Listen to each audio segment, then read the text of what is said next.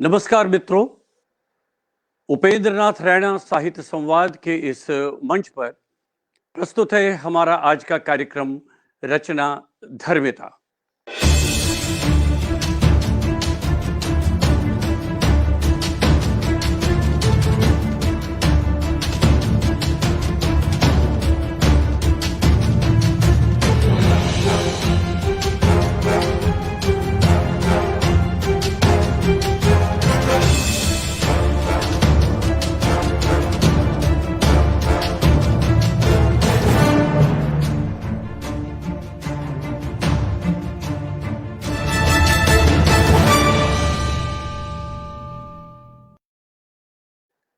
मित्रों, रचना धर्मिता के आज के हमारे विशेष अतिथि हैं, जैसा कि हमने आपको पहले भी बताया है, डॉक्टर सच्चिदानंद जोशी।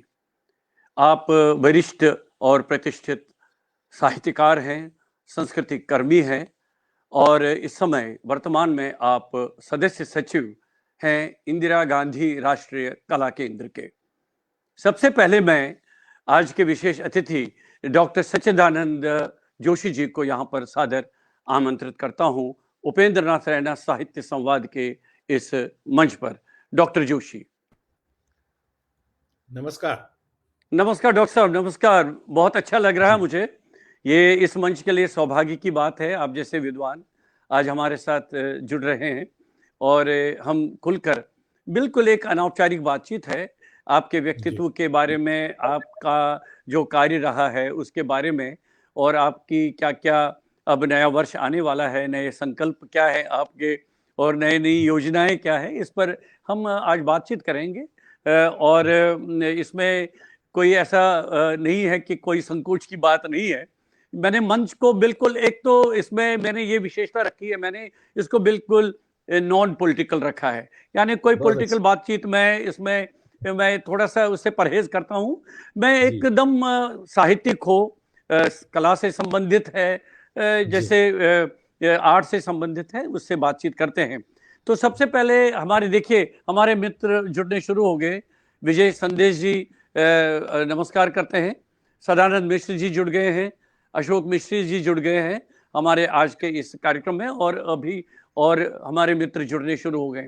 तो डॉक्टर साहब, जब मैंने आपका परिचय देखा तो बहुत विस्तार से है, बहुत लंबा है, बहुत इतना भरा पड़ा है, तो मैं सोच रहा हूँ कि उसको पूरा तो मैं यहाँ पर कर नहीं पाऊंगा। मैं वास्तव में आपके माध्यम से ही अपने मित्रों तक आपके जो कार्य हैं, आपका व्यक्तित्व जो है उस तक, उन तक पहुँचाना चाहता हूँ। लेकिन फिर भी मैं अपने मित्रों के लिए ये बताना चाहूँगा कि डॉक्टर सच्चिदानंद जोशी, आपकी पैदाइश इंदौर में हुई है। आपकी शिक्षा मूल रूप से बीएससी और एमए इतिहास हिस्ट्री में रहा है। डिप्लोमा आपने पब्लिक एडमिनिस्ट्रेशन में किया है। आपने कई पदों पर, कई विभागों में, कई संस्थाओं में कार्य किया है। और सबसे बड़ी बात है, जो मेरी रुचि का भी है, आपका साहित्य और रंगमंच में बहुत ही विस्तृत लंबा अनुभव है। और सबसे बड़ी बात यह है डॉक्टर साहब आपकी कि बहुत ही कम उम्र में, यानी 16 वर्ष की आयु में आपकी पहली कविता प्रकाशित हुई है। और आपका जो लेखन है, आपका साहित्य जो है, कई पत्र पत्रिकाओं में प्रकाशित हो चुका है, और व्यंग्य विधा में भी आपने लेखन किया है। हिंदी मराठी रंगमंच के लिए आपने कार्य किया है, ये जानकर मुझे बहुत ही अच्छा लगा, और उसके बारे में हम बातचीत करेंगे, क्योंकि मुझे रंगमंच में बहुत रुचि है डॉक्टर साहब। और आपने उसमें एक और विशेष काम है कि आपने अभिनय भी किया है डॉक्टर साहब। और साथ में जो एक और बात जो मेरी रुचि की है कि चूंकि मैं आकाशवाणी में 36 वर्षों की सेवा दे चुका है, आपने आकाशवाणी और दूरदर्शन के लिए कई नाटक लिखे हैं, उनके बारे में भी यहाँ पर हम विस्तृत से बातचीत करेंगे। और कई सामाजिक कार्यों में आपने हिस्सा लिया है, भाग लिया है, और पत्र पत्रिकाओं में लगातार आपका लेखन चल रहा है। तो सबसे पहले डॉक्टर साहब, जैसा कि मैंने शुरू में उल्लेख किया कि आपका जन्म जो है इंदौर में यह हुआ है, तो अपने बचपन की, अपने उस युवा काल की कोई याददाश्तें, कुछ बातें आप यहाँ पर शुरू में साझा करना चाहेंगे? इंदौर में जन्म हुआ और मूलतः हम लोग हमारा परिवार ग्वालियर का है। मेरे पिताजी ग्वालियर के आगे जौरा करके एक जगह थी, जो जो अगर आपको स्मरण हो तो डाकुओं के आत्मसमर्पण के लिए एक समय 1972 में प्रसिद्ध हुई थी। जी जी। तो जौरा का मूलतः मेरे पिताजी जब जौरा में पोस्टेड थे तब हमारा जन्म हुआ इंदौर में। इंदौर चूंकि ननिहाल था, तो ग्वालियर इंदौर के बीच में हमारी यात्राएं होती थी बचपन में, और बड़ी रोचक सी यात्राएं वो होती थी। बस का सफर इंदौर से ग्वालियर का 12 घंटे 14 घंटे का वो सफर होता था, और बड़ा एक तरह का मनोरंजक हमारे लिए, मनोरंजक, और मेरी माँ के लिए, चूंकि माँ को हम दोनों भाइयों को संभालना पड़ता था, इसलिए उनके लिए बहुत कष्टदेह तकलीफ देह होता था। जी जी। लेकिन एक मजेदार बात जो आपको बताना चाहता हूँ कि चूंकि मालवा की मिट्टी की एक खासियत होती है कि मालवा की मिट्टी में बहुत अधिक अपनापन है। जी तो जी। इंदौर में जो हमारी जो यादें हैं ननिहाल की, इतनी खूबसूरत यादें हैं, इतनी सुंदर यादें हैं। और हमने देखा है कि कैसे बड़े बड़े लोग, जो प्रसिद्ध लोग हैं, वो कैसे इतनी सहजता से हमको मिलते थे, उपलब्ध होते थे। वो सब कुछ एक देखने लायक था। और बचपन की एक जो बड़ी महत्वपूर्ण याद है वो इसलिए मैं आपको बताना चाहता हूँ कि जौरा में जब मेरे पिताजी पोस्टेड थे, वो इंजीनियर थे, लेकिन चूंकि सिंचाई विभाग में कॉलोनी जो थी शहर के बाहर थी, और वहाँ उन दिनों बिजली भी शुरुआती दौर में नहीं थी। तो जी जी। मेरी माँ को चिंता होती थी कि हमारे बच्चे जो हैं वो अ, इस छोटी जगह में हैं तो कहीं पिछड़े ना रह जाएं, कहीं बाहर के शहर के लोग उनको ये ना समझें कि इन बच्चों को कुछ आता जाता नहीं है। इसलिए मेरी माँ जो है वो ढेर सारी किताबें खरीदती थी, और ढेर सारी किताबें खरीद के वो खुद हमको वो सारी चीज़ें पढ़ के सुनाती थीं, जिससे हमारे अंदर रुचि जागृत हो। और फिर जब वो पढ़ के सुनाती थी, और फिर हमको हमको इच्छा होती थी कि जो इन्होंने पढ़ा है उसको हम दोबारा पढ़ें। तो अच्छा साहित्य पढ़ने के जो संस्कार हैं, और अच्छी संगत और अच्छी चीज़ों के, कभी मेरी दादी थीं, वो बहुत बुजुर्ग थीं, वो पौराणिक कहानियाँ सुनाती थीं, या हमारे घर में जो वातावरण था कि जो काम करते थे, चौकीदार थे या और दूसरे लोग, वो भी एक बड़ी मज़ेदार सी कुछ लोक कथाएँ गा सुनाना, लंगुरिया गाना, ये एक क्या अजीब, बात। एक बहुत ही, कहना चाहिए कि एक मिश्रित सा सांस्कृतिक वातावरण हमारे बचपन का था। तो वो बहुत मधुर स्मृतियाँ मेरे मन में रहती हैं। और सबसे बड़ी बात है कि कभी हमने परिवार में, जो आज कहते हैं कि cousin, first cousin, second cousin, real brother, real sister, ये कभी हमने देखा ही नहीं। हमें मालूम था कि ये मेरी बहन है, ये मेरे भाई हैं, ये मेरे ताऊ हैं, ये मेरे चाचा हैं। रियल हैं कि कज़िन हैं, कि सेकंड कज़िन हैं, कि थर्ड कज़िन हैं, ये सब जो परंपराएँ, ये तो बहुत बाद में काफ़ी बड़े होने के बाद समझ में आया कि भई कोई सगा भी होता है, और कोई कोई कोई चचेरा, कोई मौसेरा, हमें तो सब भाई-बहन ही मालूम थे। तो एक बहुत अच्छा-सा वातावरण जो था बचपन का, वो बीता है। डॉक्टर साहब यही तो एक मतलब जो उन दिनों संयुक्त परिवार हुआ करते थे, उसकी तो जी। यही खूबी हुआ करती थी और बहुत सारे लाभ भी हुआ करते थे। हुँ, और जब से हुँ। ये परिवार टूटने लगे और अलग-अलग छोटे-छोटे कमरे घर हुँ। बनने लगे और बड़े-बड़े घर छोटे-छोटे कमरों में वो तब्दील हो देखते गए। हुए तब्दील तो हो गए। मतलब संयुक्त परिवार की जो अपनी महिमा होती थी, अपना जी। जो एक उसकी अपनी गरिमा जो होती थी, तो वो पता नहीं आजकल वो अब हम वी आर मिसिंग दैट। अब हमें वो रैना साहब, जी, मैं जी। आपको 1 मिनट रोक के एक बात बताता हूँ। ये जी जो सर। संयुक्त परिवार का जो कांसेप्ट है, ये इतना ज़्यादा भ्रमित करने वाला है। मुझे बहुत अच्छी तरह याद है कि आज से 20 या 25 साल पहले की जो प्राइमरी की किताबें होंगी, जो नर्सरी की किताबें होंगी, जिसमें माई फैमिली दिखते हैं, तो उस हुँ, माई हुँ। फैमिली में पिता, माता, दादा-दादी और बेटा-बेटी, इतने लोग तो कम से कम उस फैमिली में रहते ही हैं, जिसको वो माई फैमिली कहते थे।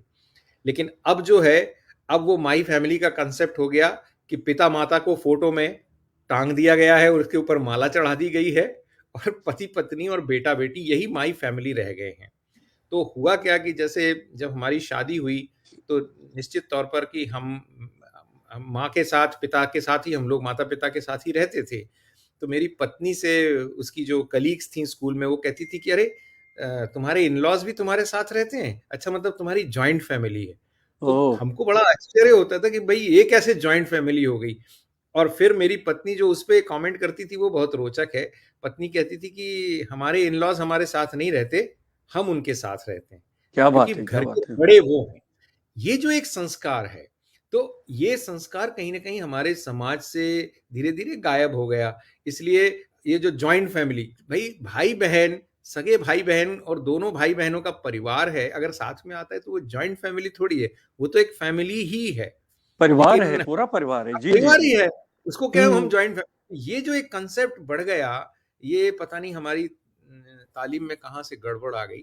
तो ये बातें समाज में अचानक से पॉप अप हो गई हैं और मुझे बड़ी पीड़ा देती हैं। मैं जहाँ भी जाता हूँ इस विषय को, भले ही विषयांतर हो, लेकिन बताने में कोई हिचकता नहीं कि इस तरह की बातों को हमें आप और हम सभी जब मिल के बात करेंगे तो शायद इस तरह की बातों को हम कम से कम नई पीढ़ी तक तो पहुँचा सकते हैं कि भई हमारे नहीं, परिवार की दरअसल परंपरा क्या थी।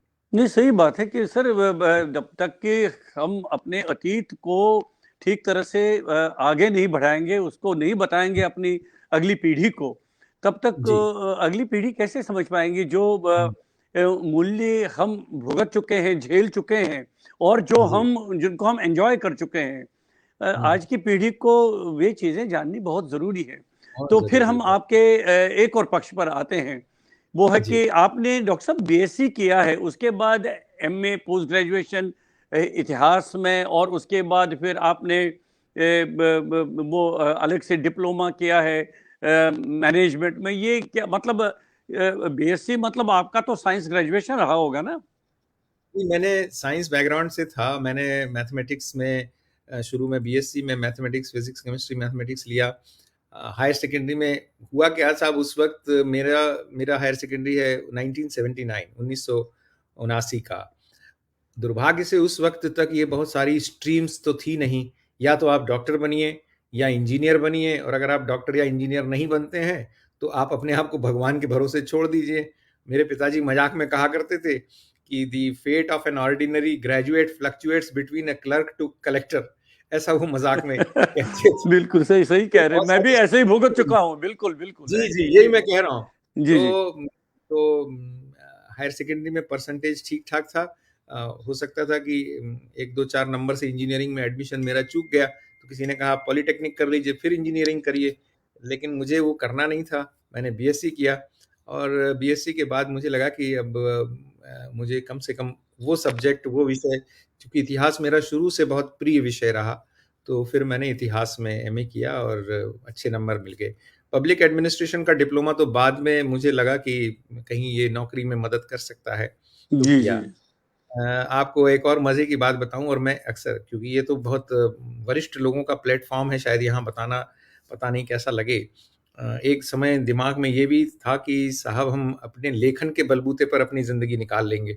तो मैंने एमए करने के हुँ, बाद कुछ समय तक सिर्फ़ जो है वो फ्रीलांस राइटिंग किया। जी, जी। 1984-85 की बात है। 1984-85 में वो वातावरण नहीं था। मुझे बार-बार आज की पीढ़ी से रश्क होता है कि आज बच्चों के पास इतने एवेन्यूज़ हैं कि वो फ्रीलांस कुछ भी कर सकते हैं, कोई दिक्कत नहीं होती। लेकिन तब तो ऐसा था नहीं और मेरे पिताजी चूँकि नौकरी में थे, तो उन्होंने कहा कि बेटा मैं जब तक नौकरी में हूँ, तब तक तुम्हें जो करना है, जो अपने अपने साथ जो एक्सपेरिमेंट करना है वो कर लो।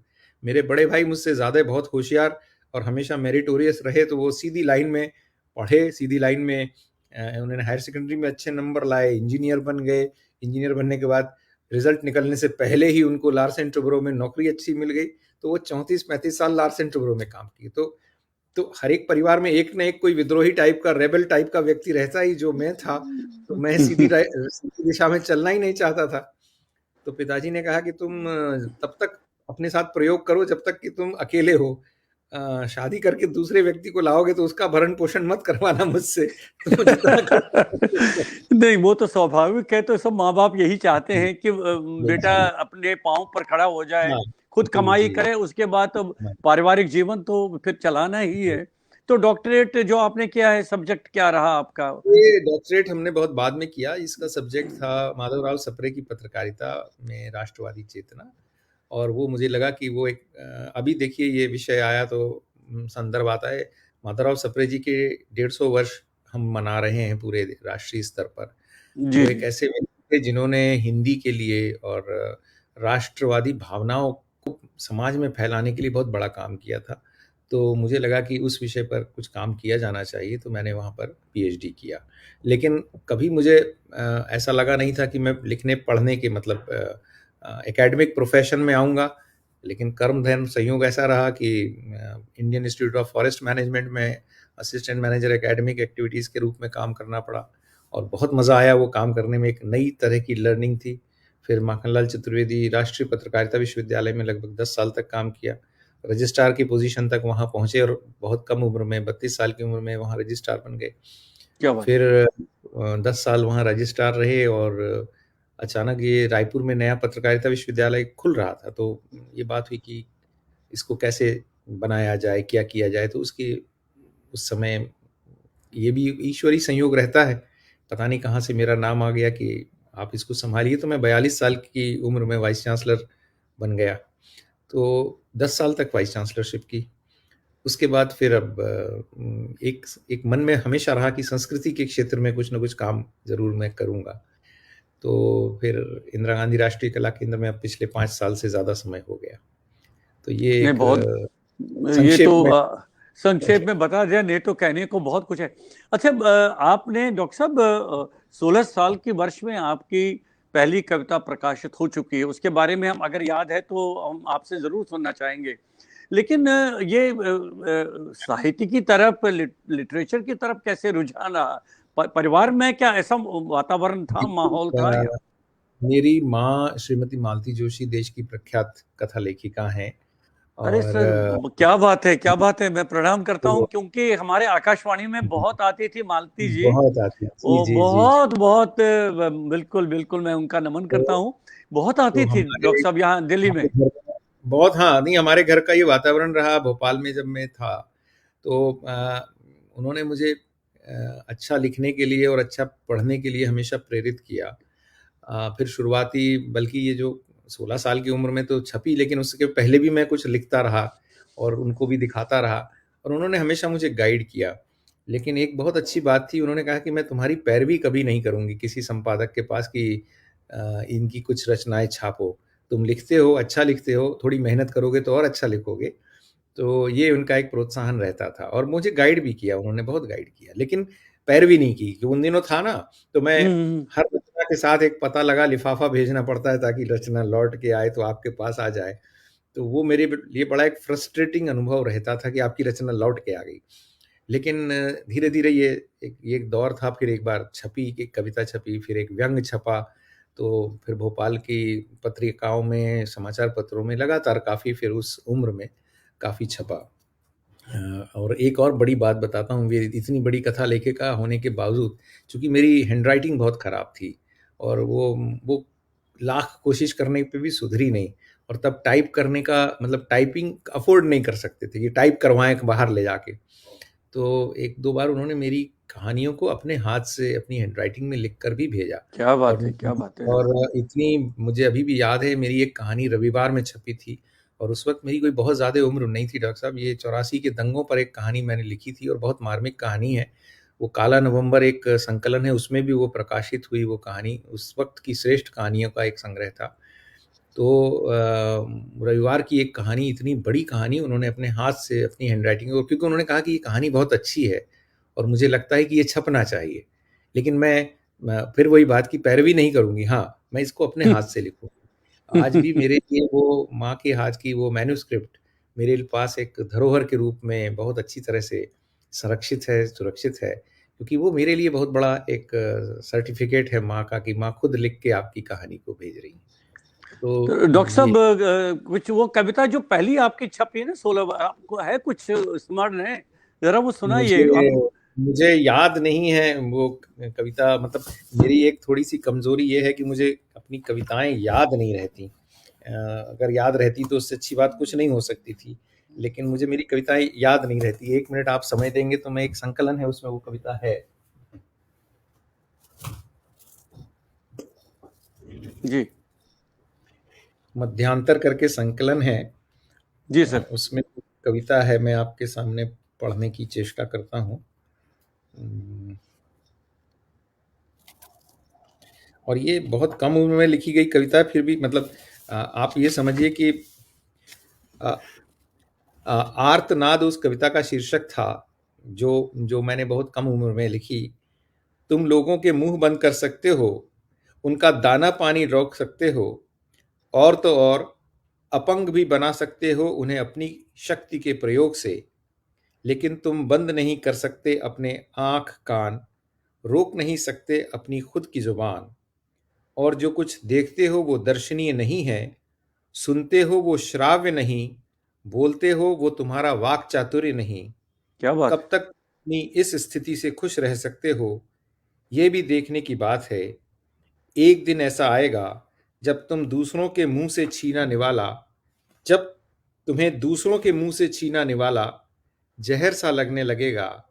इन रंगीन कांचों के आर पार भी तुम्हें सुनाई देगा आर्तनाद, और तुम्हारे मुंह से बरबस ही निकलेगा, ओह मैंने ऐसा क्यों किया। हम इंतजार करेंगे उस दिन का, उस दिन का हम इंतजार करेंगे। बहुत बढ़िया, ये बहुत अच्छा। बताइए, ये ये आपने 16 वर्ष की आयु में ये कविता जी, लिखी है जी। डॉक्टर साहब? उस समय की ये एक तात्कालिक परिस्थितियाँ, राजनीतिक परिस्थितियाँ थीं। मैं उसका जी, जी, उल्लेख जी। नहीं करना चाहता, जी, लेकिन जी, जी।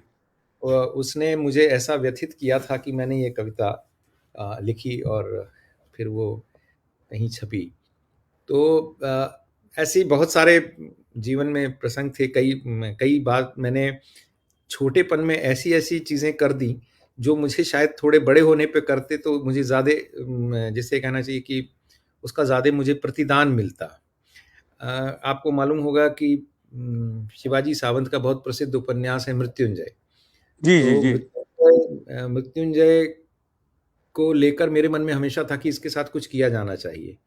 तो मैंने 20-21 साल की उम्र में मृत्युंजय का एक रेडियो नाट्य रूपांतरण एक एपिसोड का करके बना दिया।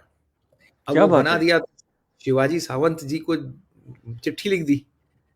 तो शिवाजी सावंत तो मराठी के बहुत बड़े लेखक थे, उस समय भी बड़े ही थे। तो फिर उन्होंने तुरंत मुझसे सवाल पूछे कि ये फिर ये प्रोफ़ेशनल टर्म्स कंडीशंस क्या होंगी और कॉपीराइट किसका होगा और आप कितना।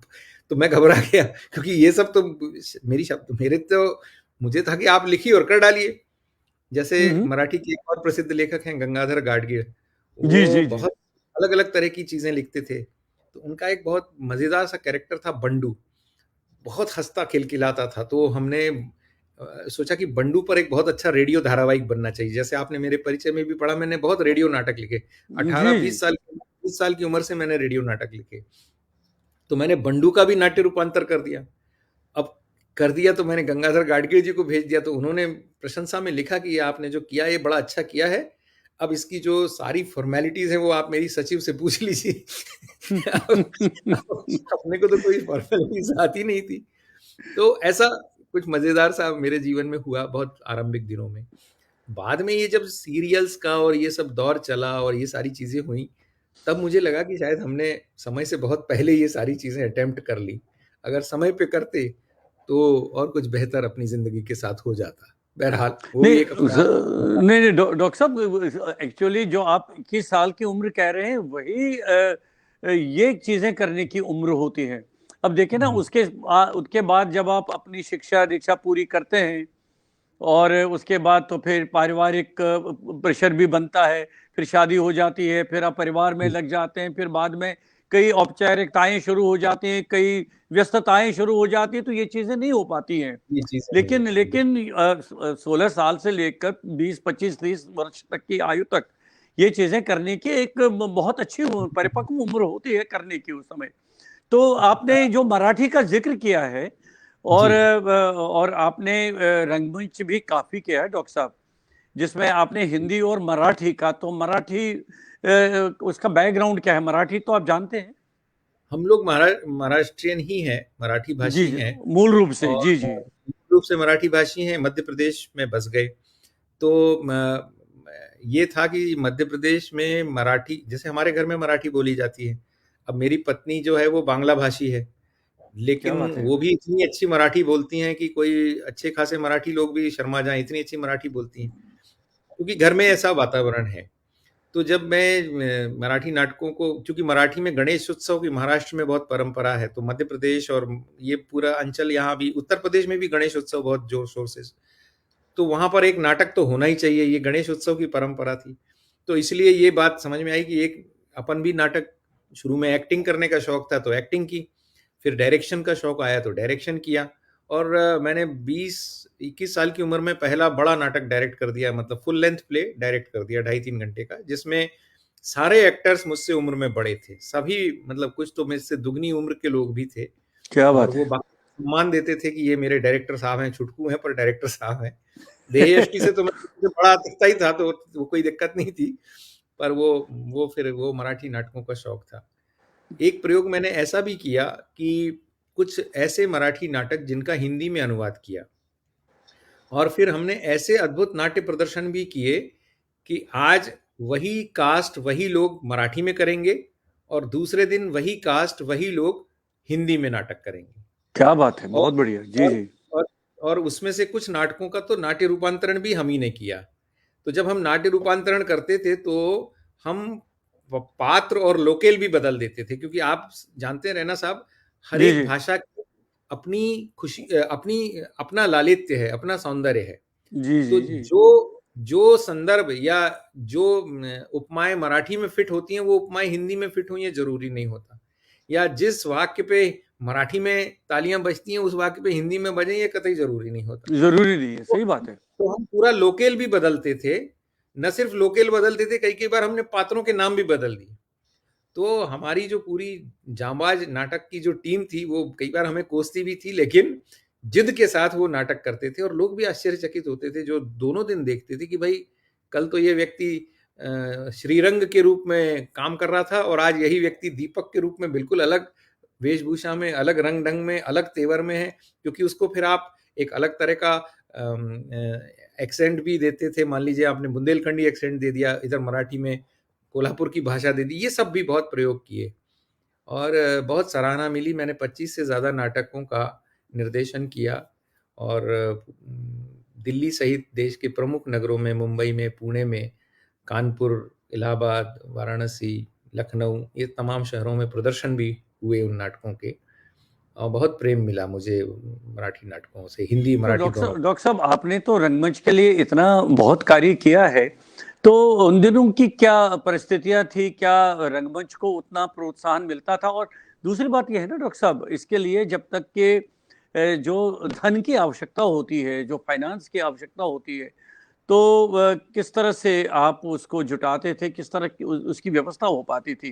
क्योंकि फ्री में ये तो होगा नहीं ये कार्य। फ्री में नहीं होता था। हम लोग तब भी कहते थे और आज भी कहते हैं कि नाटक तो घर फूक तमाशा है। मेरे लिए नाटक घर फूक तमाशा इसलिए नहीं कि क्योंकि नाटक ने मेरा घर बना दिया, क्योंकि क्या बात है। मेरी जो शादी हुई वो नाटक के माध्यम से ही हुई। बंसी कौल जी एक नाटक निर्देशित कर क्या रहे थे, क्या बात है, क्या बात है। तो उस नाटक में मेरे गुरु प्रभात गांगुली जी ने मुझसे कहा कि बंसी नाटक कर रहे हैं और इसमें तुमको एक रोल करना है, तो ठीक है करेंगे।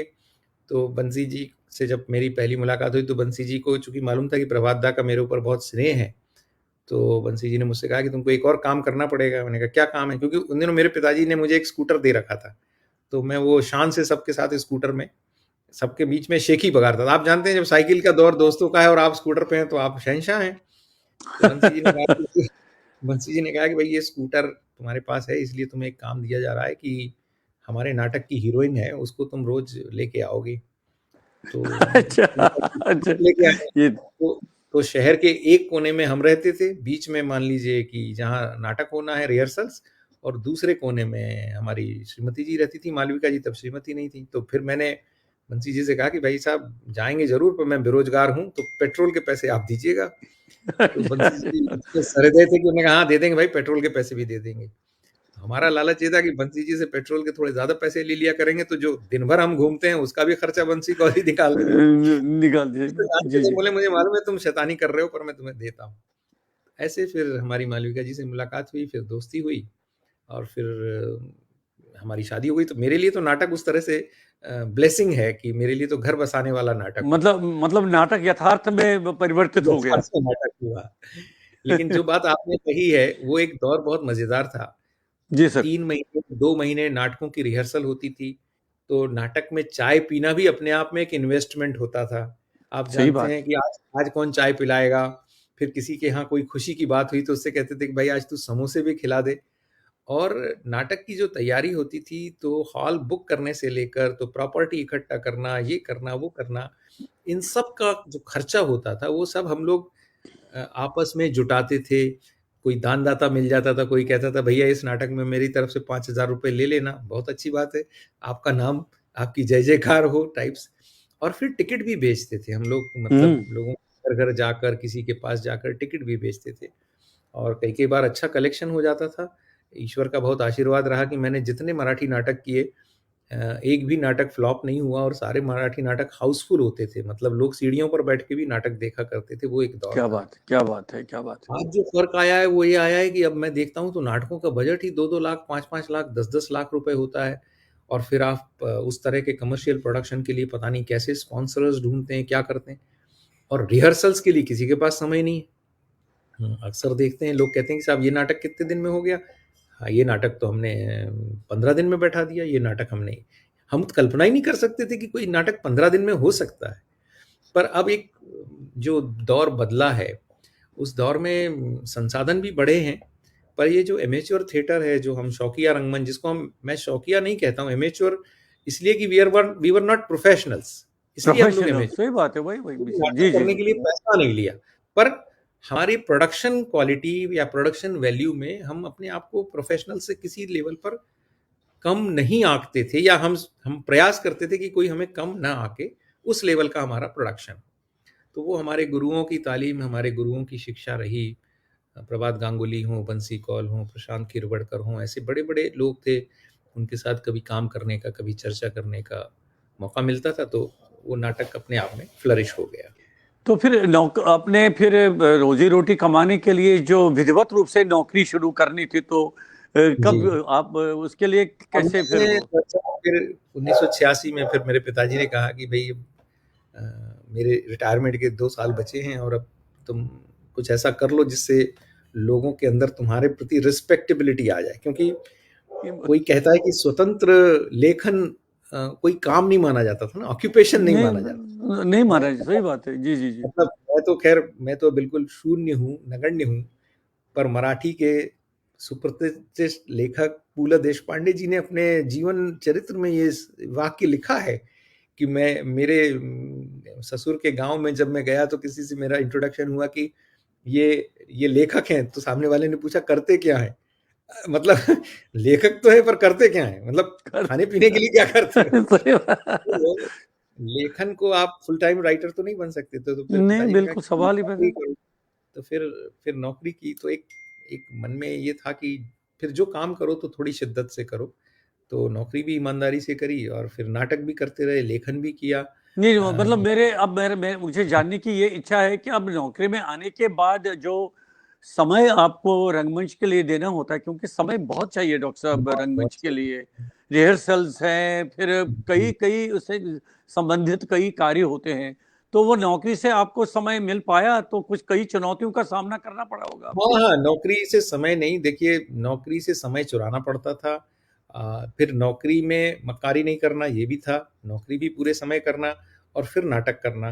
कई-कई बार ऐसा भी हुआ है कि रिहर्सल्स के दौरान रात को रिहर्सल्स होती थी तो मैं पीछे इतना थक जाता था कि सो जाता था। मतलब मुझे याद है कि जब हम पगला घोड़ा कर रहे थे और सारे ही अच्छे बड़े कैरेक्टर्स थे, तो ब्लॉकिंग हो बादल गई। सरकार का, बादल बादल सरकार का सरकार नाटक। का, हाँ। मैंने बादल जी जी। सरकार के तीनों नाटक अलग-अलग ढंग से किए, तो मैं कई-कई बार पीछे सो जाता था कि थक जाता था इतना मेंटली और फिज़िकली, क्योंकि रजिस्ट्रार था तब। तो रजिस्ट्रार का काम आप समझते हैं कि बहुत बहुत अ, बहुत ज्यादा, बहुत। जी जी जी। एक बार का प्रसंग है, हमारे शायद सारे जो साथी जुड़े हैं इस पे, उन्हें सुनने में मज़ा आएगा। एक नाटक था जिसकी मुख्य भूमिका मैं कर रहा था और डायरेक्ट भी मैं कर रहा था, और शो हम्म। था भोपाल से 50 किलोमीटर दूर विदिशा में। और जी अचानक जी। हमारे विश्वविद्यालय में कुछ ऐसी समस्या आ गई जिसके कारण विद्यार्थियों में रैगिंग को लेके झगड़ा हो गया। तो झगड़ा हो गया तो पुलिस आ जाती है, ये सब रैगिंग का संवेदनशील मामला रहता है। तो मैंने, मेरे जो बॉस थे उनसे कहा कि भई मुझे तो नाटक करने जाना है, तो मेरे बॉस बोले कि आपको जहाँ भी जाना हो जाइए, आप रजिस्ट्रार हैं, ये भी ज़िम्मेदारी आपकी, वो भी ज़िम्मेदारी आपकी। तो उन्होंने एक तरह से ये कहा कि ये अगर सुलझ जाता है तो चले जाना।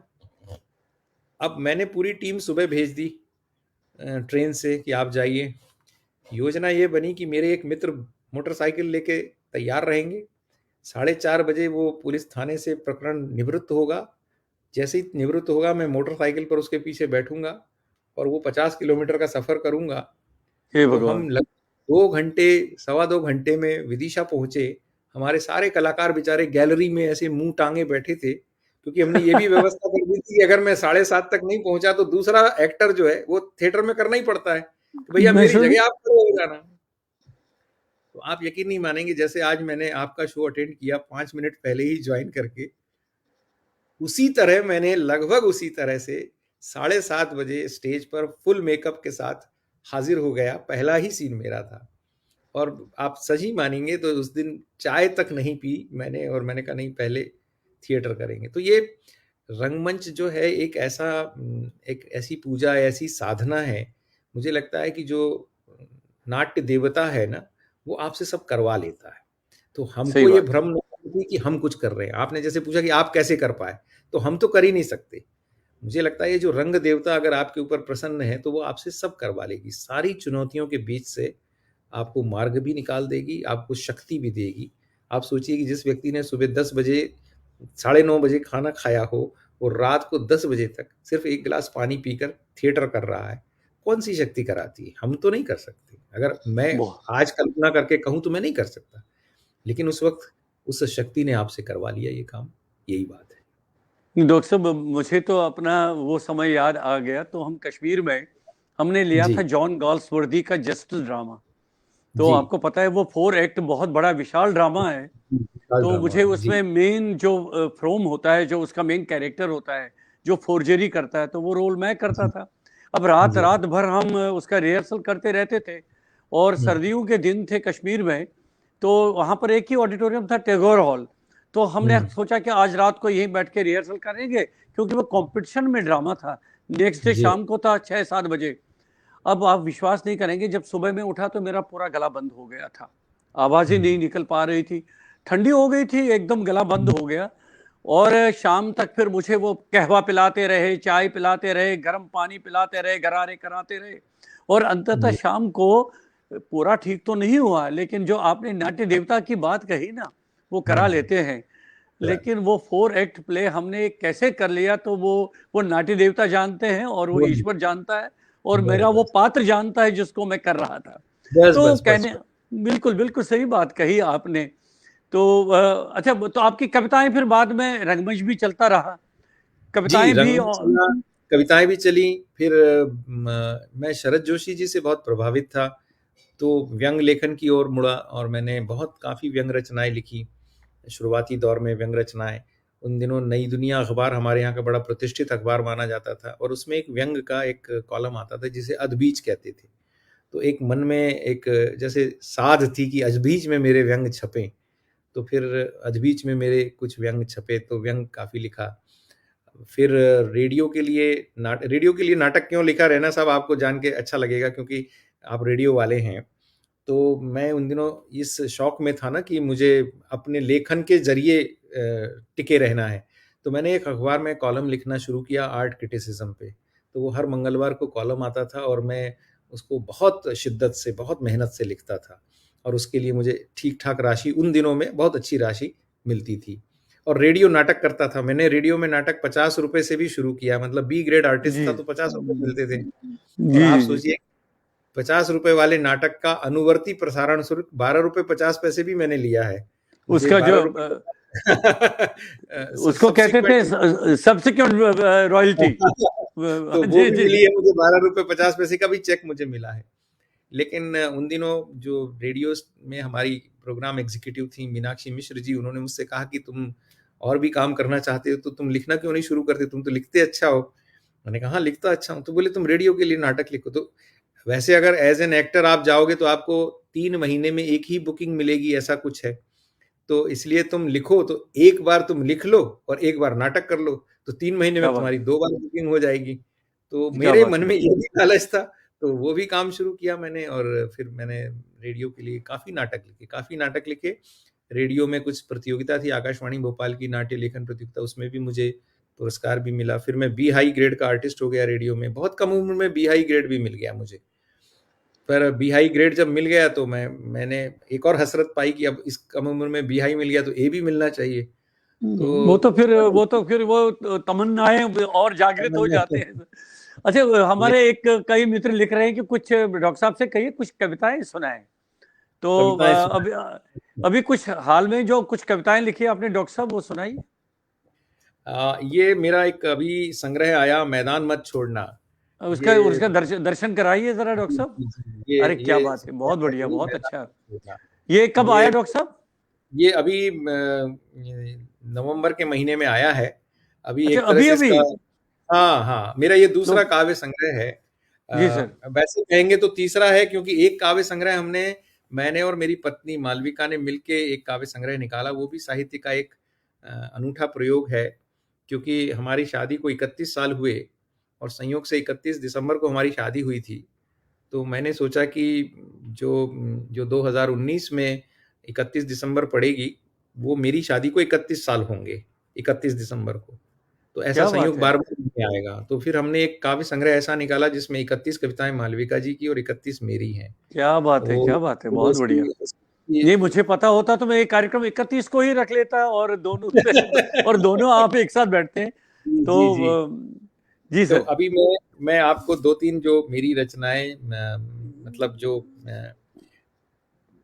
एक इस काव्य संग्रह की हैं, वो जी आपके पास सुनाता हूँ। जी सर। जो कोना, एक कविता है कोना, और ये बड़ी वाह, मज़ेदार सी कविता है। बस सुनाइए, आपका स्वागत है डॉक्टर साहब। जी। बड़ी हसरत से वो ले आई फर्नीचर प्रदर्शनी से एक खूबसूरत 4 मंजिला लकड़ी का तिकोना कोना। मैंने यूं ही कह दिया, लाई तो हो पर रखोगी कहाँ? हमारे घर में कमरे बहुत हैं, लेकिन कोना एक भी नहीं है। वाह वाह वाह, क्या क्या बात है, करें? क्या बात है। क्या करें? दीवारें मिलती ही नहीं आपस में। जो वाह। मर्म है वो ये है कि कोना क्यों नहीं है, क्योंकि जी। दीवारें मिलती ही नहीं आपस में। वाह वाह वाह। घर घर पहले छोटे जरूर थे, मगर दीवारें मिलती थी आपस में। हर एक का अलग कमरा न हो, लेकिन अपना एक कोना जरूर होता था। वाह वो वाह वाह। होता था अपने सुख दुख का साथी।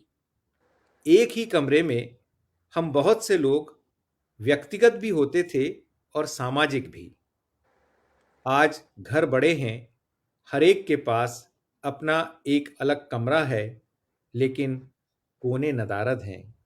क्या करें? दीवारों ने आपस में संवाद करना ही बंद कर दिया। वाह वाह वाह वाह, बहुत बढ़िया डॉक्टर साहब, क्या बात है, क्या बात है, बहुत। अरे वाह, तो क्या बात है। घर का ही एक और संदर्भ लिया, जी जी जी। नींव नींव से। कितनी मेहनत से काकी ने बनवाया था ये तिमंजिला मकान। धूप में खड़े होकर की थी निगरानी इसकी बनावट की, और बनाया था ये आलीशान। कहती थी ये आशियाना हमारा होगा शानदार, नीचे हम रहेंगे, पहली मंजिल पर बड़के का और दूसरी मंजिल पर होगा छुटके का परिवार। वाह। बच्चे अच्छा करने के फेर में बच्चे अच्छा करने के फेर में बहुत अच्छा कर गए, दोनों के दोनों अपना देश छोड़ विदेश में जाके बस गए। अरे वाह, क्या बात है, क्या बात है। काकी काका अब इसमें अकेले ही रहते हैं। काकी काका अब इसमें अकेले ही रहते, जर्जर होते मकान में दीवारों से बात करते। वाह वाह इस वाह। आस में इस आस में कि कभी तो वो लौट कर आएंगे, इस आस में कभी तो वो लौट कर अपने घर आएंगे, कभी इस घर में फिर आनंद के गीत गाए जाएंगे। और इस पर विशेष ध्यान दीजिए। जी जी जी। आज आज काकी की अंत्येष्टि है। आज काकी की अंत्येष्टि है। बड़का छुटका दोनों ही नहीं आ पाए हैं, मगर हाँ, दोनों ने पैसे बहुत भिजवाए हैं। अरे वाह, क्या बात मगर है, क्या हाँ, बात है। दोनों ने पैसे बहुत भिजवाए हैं, ताकि काकी का बहुत अच्छे से हो जाए अंतिम संस्कार। ताकि काकी का बहुत अच्छे से हो जाए अंतिम संस्कार, दीवारों के साथ साथ नींव के भी दरकने का सिलसिला शुरू हो गया है अब। अरे वाह! क्या बात है, क्या बात है डॉक्टर साहब। बहुत सुंदर, क्या मार्मिकता है इसमें, क्या मार्मिकता है। और तो ये सही मतलब जो मानवीय संबंध है और वर्तमान में जी, जो रिश्तों की बनावट है, सही बात है। जी। बिल्कुल, बिल्कुल, बिल्कुल यथार्थ चित्रण है इसमें। क्या बात है, क्या बात है। ये हमारे हमारे इर्द-गिर्द ये सारी चीज़ें रोज़ ही बिल्कुल सही बात है। हो रही हैं, अलग-अलग संदर्भों से हो रही हैं। जी, जी, जी। अब एक और कविता सुनाइए डॉक्टर साहब। ये मैंने एक रंगमंच की चूँकि बात बहुत हुई इसलिए एक रंगमंच के ऊपर एक मतलब एक कलाकार की व्यथा को मैं आपके सामने रख रहा हूँ। ऐसे ही एक और दिन बीता, ऐसे ही एक और दिन बीता, उपलब्धियों का घड़ा रह गया रीता, ऐसे ही एक और दिन बीता। वाह! सोचा था 2-4 पैसे कमाऊँगा, अपने परिवार के लिए राशन जुटा पाऊँगा, लेकिन वीरानियों ने लगाया अपेक्षाओं में पलीता, ऐसे ही एक और दिन बीता। सुबह से निकला था लोगों को हँसाने, सुबह से निकला था लोगों को हँसाने, ढूँढ रहा था उन्हें खुश करने के बहाने, लेकिन मेरी तरफ देखने का किसी को भी नहीं था सुबीता, ऐसे ही एक और दिन बीता। क्या बात है, क्या बात है। कोई और समय होता, कोई और समय होता तो जुट जाते लोग, कोई और समय होता तो पैसे मिलने के बन जाते योग, कोई और समय होता तो बुरा वक्त यूं न खिंचता, ऐसे ही एक और दिन बीता। और अंतिम है, देख लिया कैसे हुनरमंद हो जाता है चित, देख लिया कैसे हुनरमंद हो जाता है चित, कैसे मजबूरी करती एक कलाकार को हतोत्साहित, कैसे मजबूरी करती एक कलाकार को हतोत्साहित, मैं वो कलाकार जिसने असंख्य प्रशंसाओं को जीता, मैं वो कलाकार जिसने असंख्य प्रशंसाओं को जीता, ऐसे ही एक दिन और बीता, उपलब्धियों का घड़ा रह गया रीता। बहुत ये जो बढ़िया, बहुत है। वो जो एक कलाकार की एक जो रंगकर्मी की जो मानसिकता होती है, जो उसके जी, उसका जो कैरेक्टर है, कैसे क्या-क्या उसको प्राप्त होना चाहिए और क्या उसको जी। मिलना चाहिए, बहुत बढ़िया। हुँ। आकांक्षाएँ जो उसकी है, बहुत जी, बढ़िया, जी, बहुत जी। अच्छी मतलब एक मैं ये समझ सकता हूँ इसको डॉक्टर साहब कि एक मनोवैज्ञानिक पक्ष लिया है आपने उसका। जी, जी, जी। बहुत सुंदर, बहुत सुंदर, बहुत सुंदर। तो मुझे लगा कि तो क्या होता है सड़क पे जो कलाकार अपनी रोज़ी-रोटी से आपके साथ कई-कई बार आप तो चूँकि रंगमंच के भी हैं थिएटर से भी आप मतलब और ब्रॉडकास्टिंग और तमाम चीज़ों से जुड़े हैं। आप देखते हैं कि कई-कई बार ये जो सड़क पर भी लोग प्रदर्शित कर रहे होते हैं, ये दरअसल ऊर्जा के और प्रतिभा के भंडार रहते हैं। मतलब सिर्फ़ इसलिए कि उनको हुँ, अवसर नहीं मिलता, इसलिए वो आपके सामने सड़क पर हैं। लेकिन अद्वितीय प्रतिभा उनके सामने रहती है और जब ऐसे कलाकार को आप हतोत्साहित होता देखते हैं, अपनी चीज़ों से महरूम होता देखते हैं, तो मन को बहुत पीड़ा पहुँचती है। तो इसलिए ये कविता मैंने लिखी थी। बहुत बढ़िया, बहुत बढ़िया, बहुत अच्छा। अभी आगे आपकी कविताओं पर फिर बात करेंगे, लेकिन बीच में मुझे एक और जिज्ञासा है मेरी, जो मैं अक्सर जब जी, आप जैसे विद्वान व्यक्ति, विद्वत जन मेरे साथ जुड़ते हैं, तो मैं उनसे जानने की कोशिश करता हूँ कि जी, डॉक्टर साहब हमारे देश में रंगमंच एज़ अ प्रोफ़ेशन क्यों नहीं उभर के आया? जैसे सिनेमा है, जब आप सिनेमा जी। में जाते हैं, तो या तो आप जाते हैं और खूब कमाते हैं, या नहीं जाते हैं तो वहाँ पर आप उतर नहीं पाते हैं, लौट के आते हैं। लेकिन हुँ, रंगमंच की स्थिति जो है थोड़ा-सा मुझे लग रहा है कि संतोषजनक इस रूप में नहीं है, चाहे आप निर्देशक के रूप में हैं, हुँ, हुँ, चाहे आप हुँ। एक अभिनेता के रूप में हैं या कि ब एक रंगकर्मी के रूप में। लेकिन एज़ अ मैं प्रोफ़ेशन हम नहीं बना पाए सर डॉक्टर साहब। डॉक्टर साहब इसमें मैं आपको सिर्फ़ 2 चीज़ें बताता हूँ। अब तो स्थितियाँ बदल रही हैं क्योंकि अब रंगमंच के कलाकारों को दूसरी जगह बहुत सारे अवसर मिल जाते हैं। जैसे टेलीविज़न है, आप अब आजकल ओटीटी भी आ गया है, यूट्यूब भी है। आपके पास अगर काम करने का शौक है या आपके पास इच्छा है, तो आप किसी और माध्यम में अपने आप को कहीं फिट कर ही लेते हैं। फ़िल्मों में ना सही, आप एकदम बहुत अधिक लोकप्रिय सितारे ना भी बने, तो अपने सर्वाइवल के लायक कई बार आप कमा सकते हैं, इतने ज़रिए आपके पास हैं। लेकिन ये जो रंगमंच की जो समस्या है ना, ये प्रोफ़ेशन बनाने की समस्या रंगमंच की ज़्यादा गहराई है हिंदी में। मराठी में लोग प्रोफ़ेशनल थिएटर में अपना गुज़ारा कर लेते हैं। आपको भी मालूम है कि मराठी हम्म। में सुपरस्टार्स हैं जो रंगमंच के ज़रिए सुपरस्टार हो गए बिल्कुल और सही बात है। कई जी जी। कलाकार ऐसे हैं जो एक-एक नाटक के 3000 शोज़ भरत जाधव ने सही रे सही नाटक के, अगर मैं गलत नहीं हूँ तो सही रे सही नाटक के 3000 से ज़्यादा शोज़ किए और काम कर रहे हैं। या बांग्ला में थिएटर, जो प्रोफ़ेशनल थिएटर बांग्ला में जो हुआ, तो बांग्ला तो हमसे बहुत समृद्ध, सांस्कृतिक रूप से सबसे समृद्ध राज्य रहा है। तो वहाँ पे प्रोफ़ेशनल थिएटर काफ़ी सफल रहा। हिंदी बेल्ट में रंगमंच को लेकर बहुत सारी दुविधाएँ रहीं और रंगमंच इस तरह से पूरी तरह से एक प्रोफ़ेशन नहीं बन पाया, ये बात बिल्कुल सही है। पर उसका दोष कहीं न कहीं हम भाषाई लोगों का भी है कि हम में से बहुत सारे लोग टिकट खरीद कर नाटक देखना अपनी तौहीन समझते हैं। जब हमें भी मालूम है कि जब हम नाटक करते थे और लोगों से कहते थे कि ये नाटक का टिकट, और बहुत मामूली टिकट, मतलब मुझे अभी भी याद है कि हम लोग ₹10 का टिकट या ₹20 का टिकट, बिल्कुल या सही कोई बात है। फेस्टिवल कर रहे हैं तो 3 नाटक ₹50 में दिखा रहे हैं। कोई बहुत ज़्यादा राशि नहीं थी।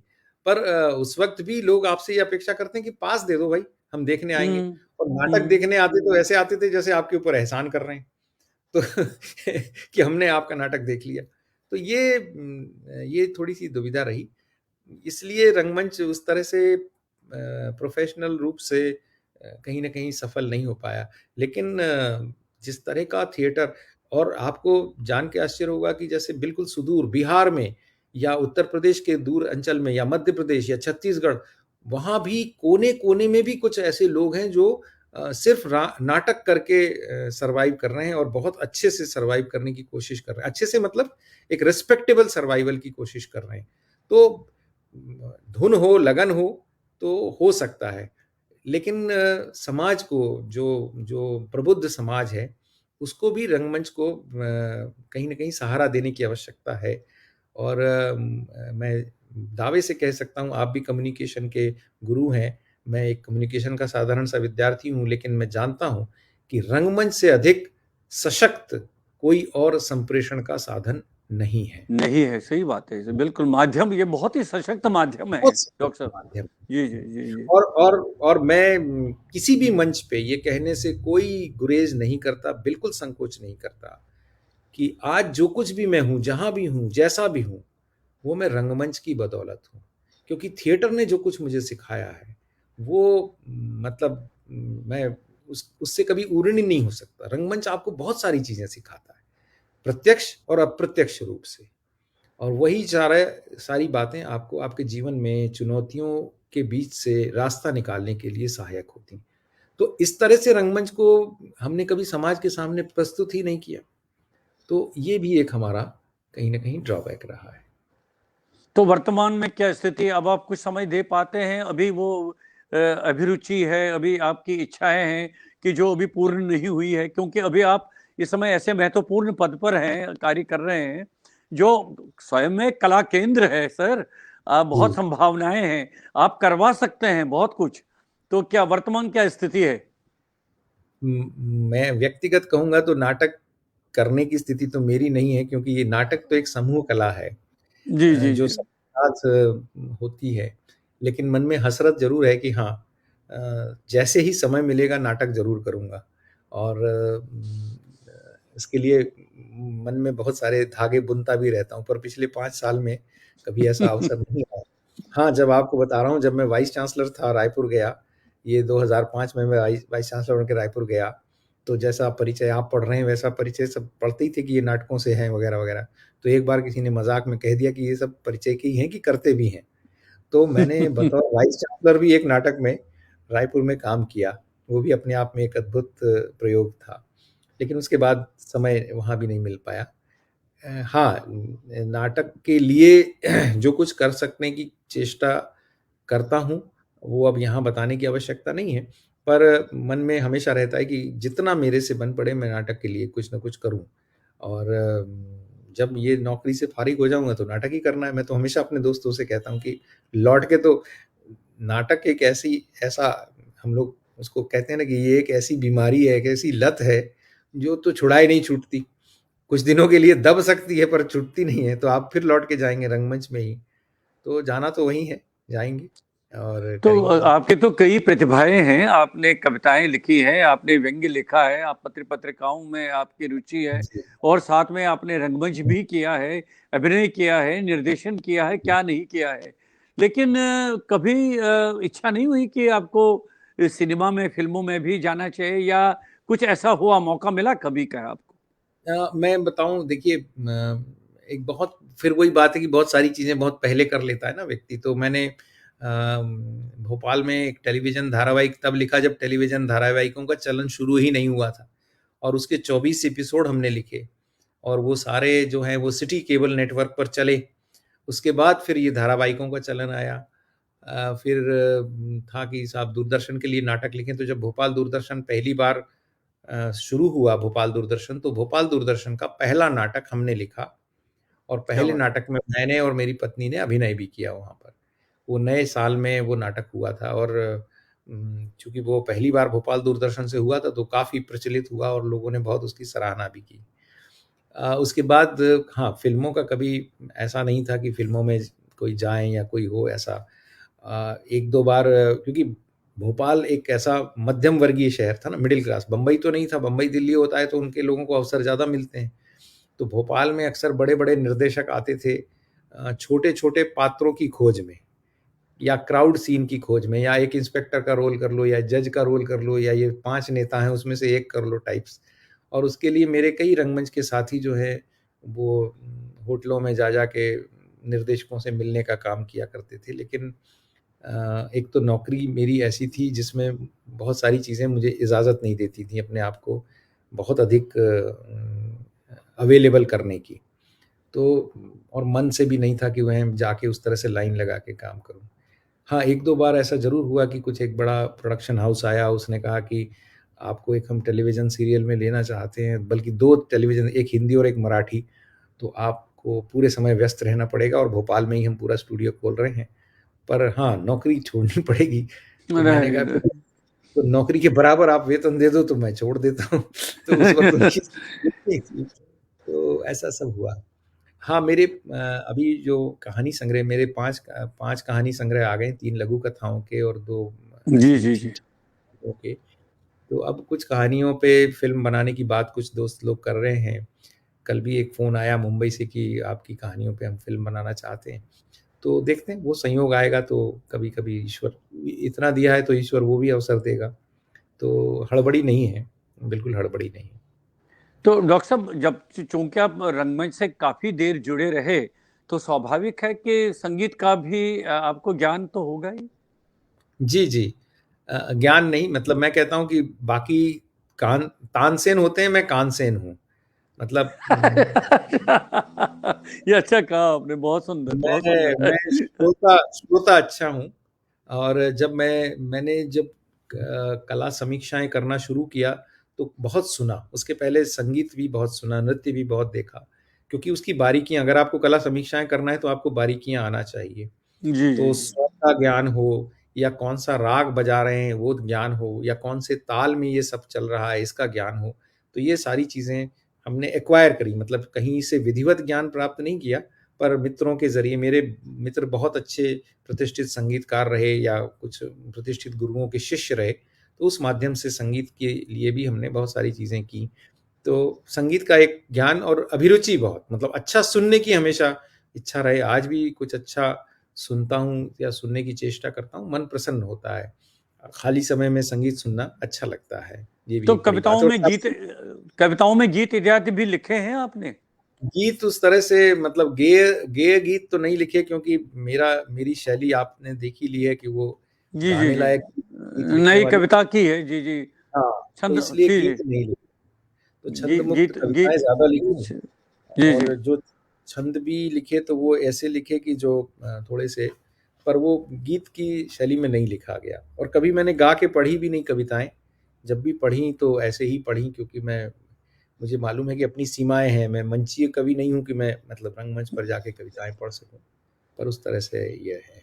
तो पिछले 2 वर्षों में जो थोड़ा-सा कोरोना का संकट छाया रहा, बहुत जी, सारी गतिविधियाँ तो घर से ही करनी पड़ी, चलानी पड़ी। तो जी। क्या आपकी क्या विशेष गतिविधियाँ रही? क्या-क्या विशेष कार्य जो पेंडिंग था, जो आपने पूर्ण किया? मैंने जैसे मेरा आपको बताया ये काव्य संग्रह पे काम किया, तो ये काव्य संग्रह छप गया। एक एक मेरा छोटी कहानियों का संग्रह है, मैं ये तीसरा संग्रह है इस सीरीज का, जिसका नाम जिंदगी का क्या बोनस है। क्या ऐसे बात है।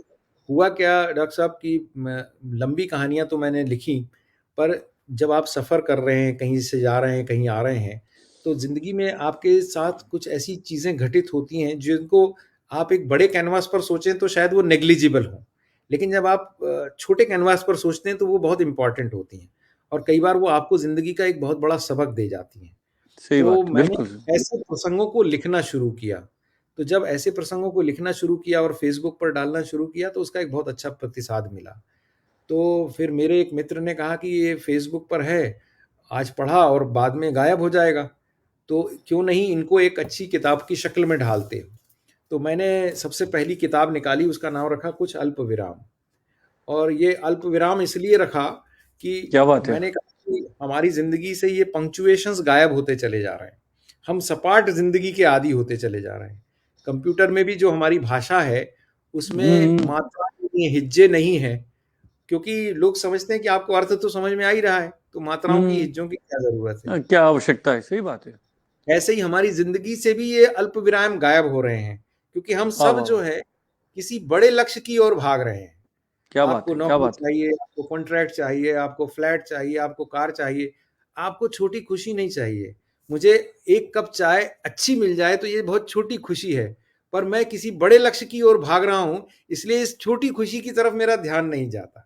और ये छूट तो रहा है। छूट रहा है। तो इसलिए क्या मैंने बात ये है। किताब लिखी, उसका शीर्षक लिखा कुछ अल्पविराम।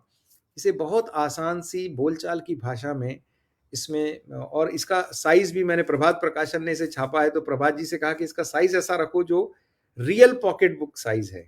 तो ये वाह रियल क्या पॉकेट बात। बुक साइज़ में किताब आई, बहुत लोकप्रिय हुई। इससे प्रेरणा मिली तो फिर मैंने इसी साइज़ की दूसरी किताब लिखी, पल भर की पहचान। अरे अब वाह मैं ये क्या बात है। विज्ञापन नहीं कर रहा हूँ, मैं सिर्फ़, चूँकि आपने मुझसे पूछ लिया इसलिए बता रहा हूँ। और नहीं नहीं नहीं, जरूरी। उसी की श्रृंखला में तीसरी पुस्तक ये ज़िंदगी का बोनस आई। चौथी भी किताब तैयार है और शायद वो भी बहुत जल्दी सबको मिल जाएगी। और एक कहानी संग्रह मेरा पहले प्रभात ने छापा था, सच्चिदानंद जोशी की लोकप्रिय कहानियाँ, और उसके बाद अभी सामयिक प्रकाशन से एक संग्रह आया है जिसकी बहुत चर्चा हो रही है, और इसका शीर्षक भी अपने आप में बहुत अच्छा है, अलगता है, पुत्री कामेष्टि। तो जनरली तो पुत्र कामेष्टि यज्ञ की बात करते हैं, मैंने इस कहानी में पुत्री कामेष्टि इसकी बात की है। तो इस तरह से ये तमाम किताबों का अपना एक छोटा-सा संसार है। और ऐसा नहीं कि लॉकडाउन के दौरान मैं घर में बैठा, ये भी आपको बता दूँ, मैं ऑलमोस्ट हर दिन ऑफ़िस गया हूँ, ऑलमोस्ट हर दिन ऑफ़िस गया हूँ। क्योंकि जिस दायित्व में मैं हूँ और जो काम मेरे ज़िम्मे था, उसमें मैं घर में बैठ नहीं सकता था। अभी भी जब ये सेकंड वेव का पीक पीरियड था, तब भी हम लोग ऑफ़िस जा रहे थे और काम कर रहे थे। तो उसके बावजूद जो कुछ भी समय मिलता था, वो उस समय में ये सब चीज़ें करना और अपने आप को इन सारी चीज़ों में रमा देना, ये एक शौक था। अभी कोरोना काल में एक कविता लिखी, अगर आप इजाज़त दें तो मैं पढ़ूँगा। सर मैं इजाजत नहीं, मैं आपसे कहने वाला था कि एक कविता तो सुना लीजिए, और कोई एक मैं चाहता हूं कि एक गद्य का एक अंश सुनाए बाद में। आप पहले कविता सुनाइए, ये जो कोरोना गत काल की कविता है। कोरोना काल में मैंने 5 कविताएँ लिख दी, जी और सर। एक के बाद एक उसको एक के बाद एक उसको ये हो गया। तो इसको मैंने दरअसल ये जो कविता है ये मैं पाबंदी, उस वक़्त जब शुरू-शुरू में लॉकडाउन हुआ, तो पाबंदी लिखी। तो मैंने ये कविता लिखी, माना कि पाबंदी है कहीं आने-जाने में, माना कि पाबंदी है कहीं आने-जाने में, माना कि पाबंदी है सामान कहीं लाने ले जाने में, नहीं मिल रही अच्छी खबर रोज़ के अखबारों से, नहीं मिल रही अच्छी खबर रोज़ के अखबारों से, टेलीविज़न ने भी अब दूरी बना ली है सार्थक समाचारों से, हम्म। गड़बड़ाकर इंटरनेट भी उलझ गया है तारों के जंजालों में, गड़बड़ाकर इंटरनेट भी उलझ गया है तारों के जंजालों में, सोशल मीडिया भी धंसता जा रहा है व्यर्थ के बवालों में, सोशल मीडिया भी धंसता जा रहा है व्यर्थ के बवालों में, लेकिन क्यों इस पाबंदी से तुमने अपना नाता जोड़ लिया?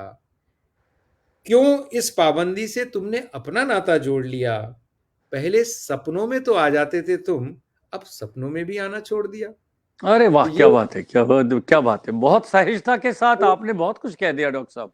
जी। बहुत बढ़िया, बहुत ही।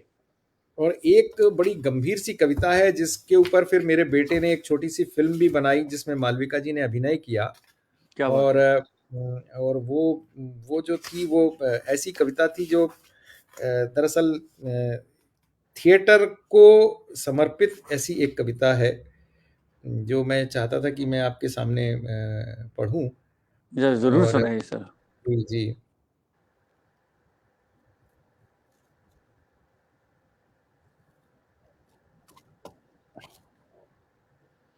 हाँ भाई, वो कविता मैं ढूंढ रहा हूँ कि ये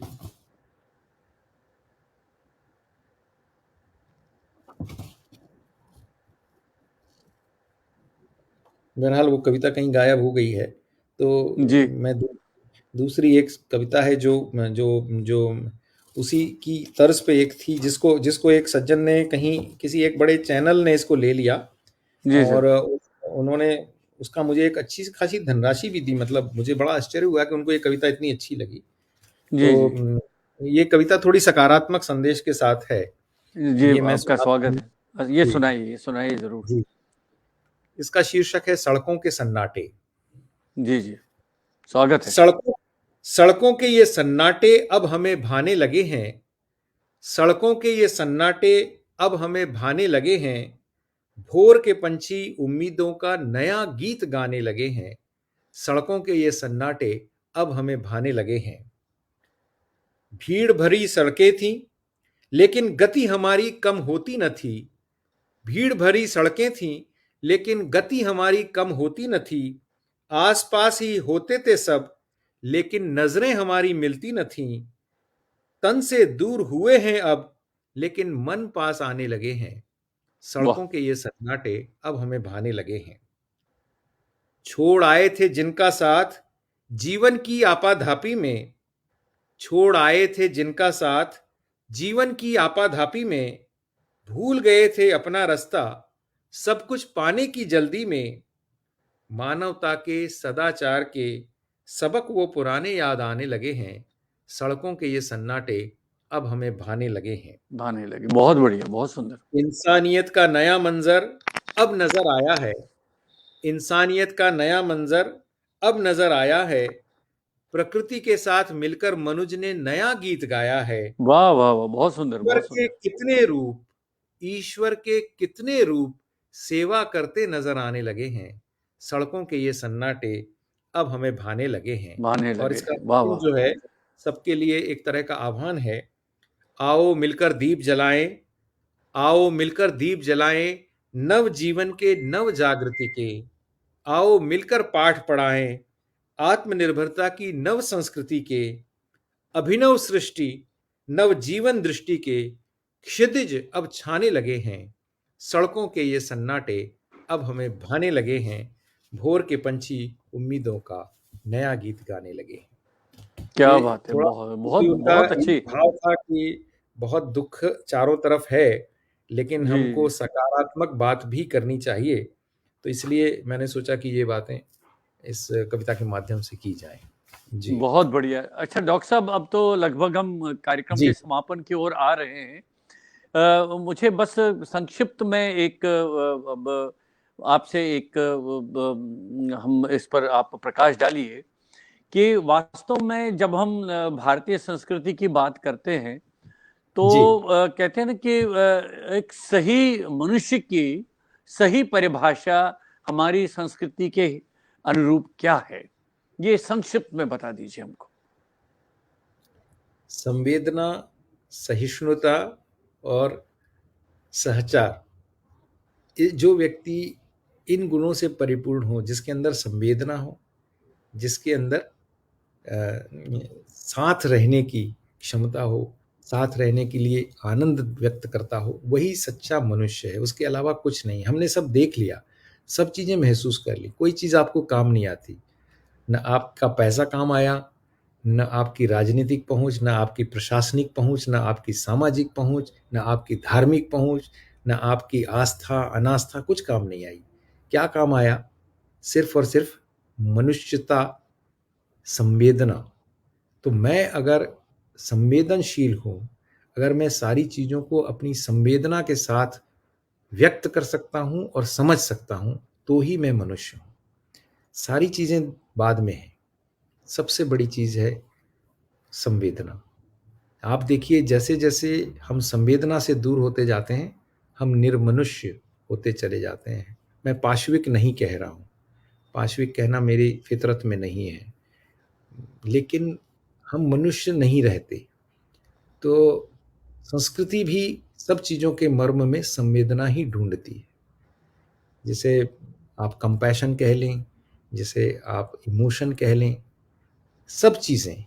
तो हम संवेदना के स्तर पर कैसे जी रहे हैं, वो सिद्ध करता है कि हम कितने मनुष्य हैं।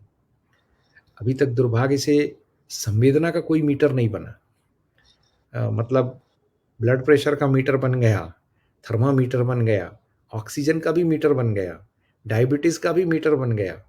लेकिन ये सारे मीटर आपके जीवन में कहीं भी अंत तक काम नहीं आएँगे। एक ही मीटर है, वो काम आएगा, वो है संवेदना का। और वो मीटर क्यों नहीं बना, इसका भी जब कभी मैं विश्लेषण करता हूँ, तो मुझे लगता है कि ईश्वर ने हमारे अपने अंदर वो मैकेनिज़्म दिया हुआ है। आदमी सबसे झूठ बोल सकता है, पर आदमी अपने आप से झूठ नहीं बोल सकता। क्या बात है। अगर अगर आप कहीं भी असंवेदनशील होते हैं, तो कोई और कहे ना कहे, आपको आपका अंतर्मन ज़रूर कचोट के कहता है कि यार तुमने ये क्या कर दिया? यार तुमने ये ऐसे कैसे कर दिया? या तुम ऐसा कैसे कर सकते हो? तो वो जो मीटर है, मैं एक ही अपने मित्रों के साथ कहता हूँ कि रात को बिस्तर पर लेटने के बाद मैं अपने आप से एक ही प्रश्न करता हूँ कि आज मैंने एक मनुष्य के तौर पर क्या अपने आप को जस्टिफ़ाई किया है? और अगर मुझे वाह! सकारात्मक उत्तर मिलता है, तो रात को मुझे नींद अच्छी आती है। तो पहला और अंतिम शब्द मेरे लिए मनुष्य के तौर पर संवेदना ही है। क्या बात है, बहुत बढ़िया। मेरा आशय यही था कि अब कुछ दिनों बाद हम अगले साल में प्रवेश कर रहे हैं और जो जी, मित्र हमारे साथ जुड़े हैं और जो आगे आपका ये कार्यक्रम देखेंगे, तो बहुत बढ़िया संदेश है आपके द्वारा कि संवेदना ही सबसे बड़ी शक्ति है मनुष्य में। अगर मनुष्य को मनुष्य बनकर रहना है, तो संवेदनात्मक स्तर पर उसको बहुत ही मजबूत रहना पड़ेगा, बहुत ही सकारात्मक रहना पड़ेगा और बहुत ही ऐसे बर्ताव में रहना पड़ेगा कि ताकि वो दूसरे मनुष्य के को भी अपने जैसा एक सही मनुष्य मानकर उनके अच्छा। साथ सही व्यवहार करे। डॉक्टर साहब, बहुत बहुत धन्यवाद आपका, आपने इतना समय मेरे लिए निकाला इस मंच के लिए। और इस बीच में जो हमारे साथ जो बहुत सारे मित्र हैं, बाद में अगर आप थोड़ा बहुत समय निकालेंगे, आप उनकी जो कमेंट्स हैं वो देखेंगे, तो जी। उनके लिए दो शब्द कहना चाहेंगे आप? मैं आपसे बात करने में इतना ज़्यादा जिसे कहना चाहिए मशगूल हो गया, या मशगूल शब्द से भी ज़्यादा मैं कहूँ तो मैं इतना ज़्यादा मोहित हो गया आपसे बात करते में कि मैं इन तमाम कमेंट्स को नहीं देख पाया हूँ, मैं ज़रूर देखूँगा। जो सब लोग जुड़े हैं इस पटल पर, मैं उन सब के लिए अपने हृदय से आभार व्यक्त करता हूँ कि वे इस पटल से जुड़े और उन्होंने इतने व्यापक ढंग से अपनी प्रतिक्रिया व्यक्त की है। और निश्चित तौर पर हर एक माध्यम की अपनी सीमा है। ये वर्चुअल माध्यम है। हम लाख कहें कि हम सामने हैं, पर हम सामने नहीं हैं। फासले ऐसे भी होंगे ये कभी सोचा न था, सामने बैठा था मेरे और वो मेरा न था। क्या तो बात है। बहुत सुंदर, बहुत सुंदर। हो के खुशबू की तरह फैला था मेरे चारों ओर। मैं उसे महसूस कर सकता था, लेकिन छू सकता न था। तो ये जो हमारी त्रासदी हो गई कि मैं आप सबको महसूस कर रहा हूँ, लेकिन मैं आपको स्पर्श नहीं कर पा रहा हूँ, या मुझे आपकी सुगंध नहीं आ रही है, आपकी भावनाओं की सुगंध नहीं आ रही है। लेकिन निश्चित तौर पर आपका प्रेम, आपका स्नेह और आपकी उदारता मेरे लिए एक बहुमूल्य धरोहर है और मैं आप सबको नए साल के लिए शुभकामनाएँ देता हूँ। रैना साहब, आपको विशेष रूप से आभार और शुभकामनाएँ। ये जो रचना धर्मिता का आपका जो ये महायज्ञ है, मैं इसे महायज्ञ इसलिए कह रहा हूँ कि ये तो एक तरह से आप जैसे साधकों की तपस्या का ही फल है कि आप निरंतर इस अग्निहोत्र को चलाते हैं। तो आपको बहुत-बहुत धन्यवाद। बहुत बहुत धन्यवाद डॉक्टर साहब, क्योंकि इस साल का ये मेरा 99वां मतलब 99th प्रोग्राम है। अब एक बहुत बढ़िया। प्रोग्राम रह गया जो अब पूरा होगा 31 को, यानी मैं इस साल में मेरे 100 कार्यक्रम ये ऑनलाइन जो फेसबुक लाइव के हैं पूरे हो जाएंगे। तो ये वाह! आप जैसे जो वरिष्ठ और प्रतिष्ठित मित्र और जो विद्वान जन मेरे साथ जुड़ते हैं, ये तो आपके कारण ही हो पाया, संभव हो पाया। तो और जो मित्र जुड़ते हैं, जो मेरा प्रोत्साहन बढ़ाते रहते हैं। डॉक्टर साहब, मैं आपका हृदय से आभार व्यक्त करता हूँ कि आपके सुविचार सुनकर, आपकी कविताएं, आपकी बातें सुनकर मैं बहुत कुछ सीखा हूँ और अपने मित्रों का भी साथ मिला इस बीच में। मैं आपका हृदय से नमस्कार करता हूँ। डॉक्टर साहब नमस्कार। बहुत-बहुत धन्यवाद। नमस्कार। मित्रों, रचना धर्मिता में आज हमारे साथ थे डॉक्टर सच्चिदानंद जोशी जी, जिनसे हमने आज उनकी कविताएं सुनी, उनके लेखन के बारे में, उनकी जीवन यात्रा के बारे में, उनके साहित्य के बारे में खुलकर बातचीत की। और अब हम आज का ये कार्यक्रम यहीं पर अब संपन्न करते हैं और जो मित्र हमारे साथ जुड़े उनको भी मैं हृदय से आभार व्यक्त करता हूं। अब मुझे अनुमति दीजिए। नमस्कार।